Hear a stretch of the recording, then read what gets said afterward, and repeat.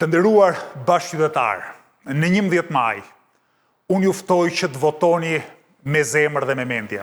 Me zemër në kuptimin që kjo vot duhet jetë një vot ndëshkuese për ata që për 30 sa vite ju kanë vjedhur dhe poshtruar. Po vota juaj duhet jetë me mendje. Duhet jetë një vot edhe për të ardhmen. Votoni partinë më të mirë, partinë e njerëzve të ndershëm, partinë e njerëzve me kapacitet.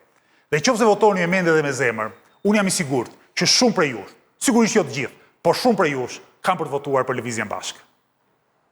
Sigurisht edhe kur foli për zemër, tha të ndëshkojmë, tha. edhe ne të urojmë, edhe ne të urojmë. Zemra është emocionalitet. Po nuk varet nga ne. Sinqerisht të urojmë. Secili nga ne ka një votë, kështu që pak varet nga secili. Secili nga ne ka një votë. Kur vetëquhesh si parti antisistemike, antisistemore, kjo të ekspozon... Edhe është, nuk është vetëquhet. E di, sa herë që lexon program, shumë bindesh do që e kanë me të gjithë, e kanë me sistemin politik, e kanë me sistemin ekonomik, po kjo të ekspozon përballë dhe të nxjerrë zbuluar për thellësinë e dijes, për thellësinë e programit, për lartësinë e individëve që e përfaqëson këtë parti. Ndërkohë që nuk ndihet kjo. Do duhet të kesh një propozim sistemik. Pra, kemi këtë sistem, propozojmë një sistem tjetër. Kjo është, nuk e shoh këtë. Dhe tani, meqense ju thoni që ne jemi antisistemik, supozojmë se ju do ishit kryeminist. Çdo bëni ju me këta oligarkë, me këto bizneset mëdha që mësojnë kaq mira njerëz. Çdo t'i bëni, do t'i mbylli. E ka thënë. Po le ta përsërit. Po. Nëse ka thënë ky shteti, pra, sistemi si do ta zhbëni për të ngritur një sistem të ri. Keni qasje revolucionare, evolucionare, rishikim të pjesshëm. Ta them, do zbatojmë ligjin. Këtë ligj kemi një herë, pastaj do të përmirësojmë ligjet për luftën ndaj korrupsionit, evazionit fiskal, kapjes shtetit, duke marrë përvojën më të mirë perëndimore. Do të mbështesim institucione të pavarura dhe të fuqishme që do bëjnë një gjë shumë thjeshtë. Si për politikanët e korruptuar, si për oligarkët, do të thuhet tani, qofse në bazë të hetimit rezulton që ju keni kryer paligjshmëri të rënda, sipas ligjit do të pësoni penalitetet ekonomike ose penale, qofse është penale për dikë që ka bërë një vepër penale. Le të marrim rastin më të skajshëm, që prokuroria e pavarur, pas një hetimi të pavarur, del përfundimi që oligarku X ka shkelur ligjin, ka bërë një vepër penale, do dali para gjyqit. Tani, unë nuk besoj që ka ndonjëri në botë që thotë me që ky është oligark, me që ka shumë para, me që ka 1000 punësuar, është përmbi ligjin. Qofse ka shkelur ligjin, do t'japi llogari përpara ligjit. Do thoni ju, po çfarë ndodh nëse i pari një, perandori e biznesi përballet me ligjin? Edhe këtu ka një ligj që thotë çfarë ndodh me bizneset, si transferohet pronësia, si shiten aksionet, si drohet menaxhimi, pra nuk humb biznesi, nuk humb aktiviteti ekonomik. Ju keni dhënë sentenca, pasoja edhe nga foltori betet mbi individin. Çfarë do bëni me këto kompani që po ja kritikoni edhe pronarët, edhe fëmijët? Edhe herë, do abrogojmë ligjin e investitorëve strategjik. Do të hetojmë koncesionin. Tani nëse koncesioni rezulton pas një procesi të pavarur, hetimor, si paligjshëm, vetë ligjit të thotë që koncesion duhet anuluar dhe penaliteti do i shkojë atyre që kanë shkelur ligjin. Kjo është ABC-ja e shtetit të drejtës. Dhe kjo duhet ndodhë. Kjo ndodh në çdo vend të botës. Ne këtë po kërkojmë. Ne nuk do shkojmë, më le të siguroj, ne nuk do shkojmë me lopata e me kazma. Meqense duhet qasje revolucionare. Po kuptoni? Nuk e kemi këtë as në frymëzim, as në pikpamje, as në botë kuptim. Ne besojmë shumë tek shteti i drejtës dhe mendojmë që në Shqipëria deri më sot s'ka pasur shtetës drejtës mirëfilli. Nuk ka pasur. Sa kohë ka ca njerëz që janë përmbi ligjin.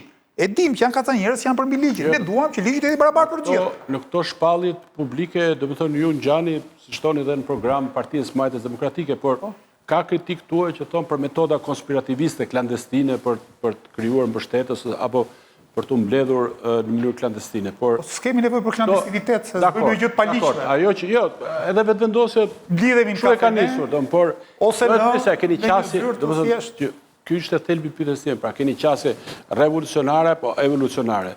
Por pyetja e dytë që lidhet me të parën është kjo. Juve keni nisur nga lëvizja studentore apo akademike apo për të ndryshuar sistemin universitar, e cila ju jepte avantazh të madh, sepse studentët rrinë 3 vjet apo 4 vjet apo 5 vjet, pastaj shkojnë shtrihen në gjithë territorin.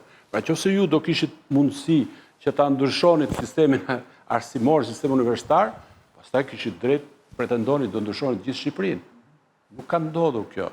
Do të thënë, ne nuk ju kemi parë që të keni këtë qasje revolucionare, ndryshuese, për mbrojtjen e ligjit, në sistemin universitar që është, mendoj ju, në themel të lëngatës shoqërore, politike, ekonomike që ka vënd. Pra nuk keni si ndryshim atje, si ne duhet presim që ju do si edhe për metodat konspirative, maksimumi konspiracionit tonë është që në një bord, asaj cilis që kemi, hapet ai çarçafi dhe shkruhet voto lëndë bashkë. Dhe ky grupi konspiratorëve pastaj i hyj biçikletës, shkon deri te autostrada, shkon te Kalimi edhe e marr aty. Si filmi debatik. Po kone debatiku të vristi, sot nuk ndodh asgjë po e bëre këtë gjë. Kështu që edhe paralelizmi është i çartë. Kur vjen puna tek universiteti, ne kemi luftuar shumë për universitetin. Si pedagog, student, kanë qenë tjerët e kështu me radhë. Kja kemi arritur që të frenojmë disa fenomene jashtëzakonisht negative. Dhe po ju marr një rast. Ligji i arsimit të lartë është miratuar në 2015 dhe ende sot, që është 2025, pronarët e universiteteve private nuk kanë marrë nga fondet që u takojnë universiteteve publike. Kjo është arritje. Sigurisht nuk është një arritje e madhe, se universiteti në Shqipëri vazhdon të lëngohet, por është arritje. Por ajo çfarë ne kemi kuptuar në çik vonë dhe prandaj e themeluam lëvizjen bashkë vonë dhe përpiqem që edhe ta përhap si ide, është që ti nuk mund ta transformosh universitetin vetëm përmes universitarëve, vetëm përmes studentëve dhe pedagogëve, në qoftë se nuk transformon jetën politike, sociale dhe institucionale të vendit. Universiteti nuk është një ishull që mund të kurohet veçmas. Duhet kurohet bashkë me shëndetësinë, luftën ndaj korrupsionit, zhvillimin ekonomik të qëndrueshëm.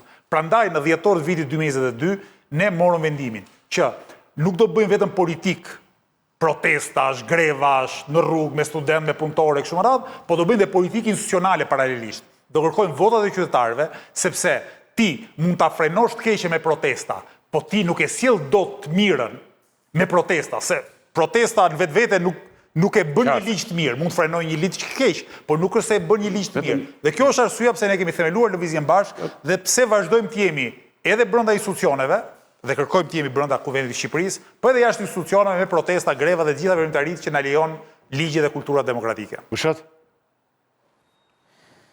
Keti. Të më duket sikur bëj teatr.